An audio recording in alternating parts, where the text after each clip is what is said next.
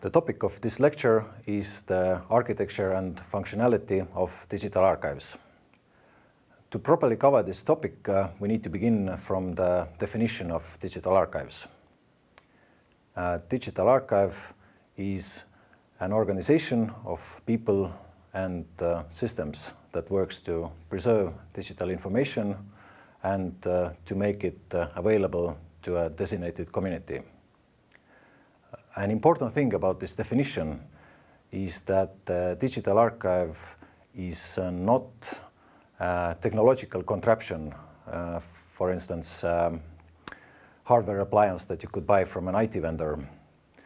But instead, a digital archive is a living organization of systems and people.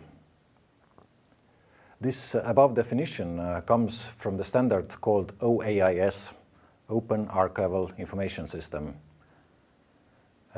The development of this standard began in 1995 with the aim of solving the digital preservation issues of space agencies around the world. When the standard was finalized in 2002, it turned out to be so good that it quickly became a de facto general standard for pretty much all kinds of digital archives.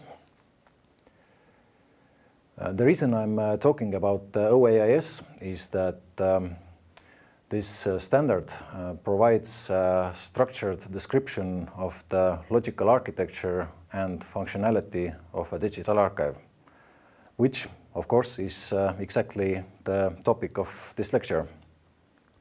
And OAIS provides us with two very useful tools for this discussion. One is information model and the other is functional model. Information model defines different kinds of information that are present in a digital archive. The first and most obvious kind of information is, of course, the actual data object itself. For example, the minutes of a meeting that have been saved in a Microsoft Word document. In order to preserve the accessibility and understandability of this document over the long term, we actually need several pieces of supportive information, such as structure information. This is the information about the structure of bits inside the file. In other words, the file format description. Semantic information. This is ontologies and data dictionaries that help us to understand structure information. Reference information. These are various identifiers that allow us to refer to the data object. In the case of the meeting minutes, this identifier could be an alphanumeric reference code assigned to the document by the records management system of the agency that created this document. Provenance information. This is the history of the data object. For example, who was the creator of this record?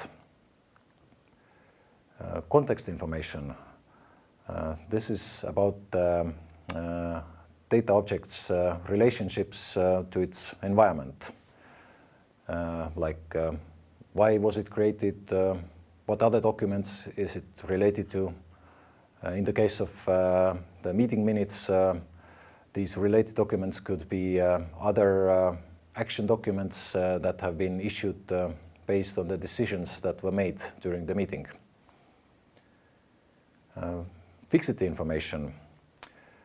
These are the mechanisms that allow us to assure that the information has not been altered in an unwanted way. Checksums, hash values, these kinds of information fall into that category. And finally, access rights information. This is about the restrictions on access to this data object. Taken together, these bits of information constitute an information package, which is a logical container of the core data object and all its supporting pieces of extra data that are present to help preserving this core data object. This was the overview of information model. The other tool in the arsenal of OAIS is functional model. Functional model defines 6 basic functional entities, which are ingest, data management, archival storage, access, preservation planning, and administration. What this list is a categorization of various actions that the digital archive has to take in order to fulfill its mission. So, for example, ingest covers all kinds of actions related to receiving information, performing quality controls, preparing the information for archival storage. Data management, on the other hand, is a collection of actions related to metadata, while preservation planning is about the actions that ensure understandability of the information. For example, monitoring the file formats that are in use in our archive, and if any of these formats have become obsolete, then proposing migrations to some newer formats. In the functional model, there are a large number of flows of information and a large number of sequences of actions. And these two can be called processes. So, in conclusion, we can say that digital archive stands on 3 pillars.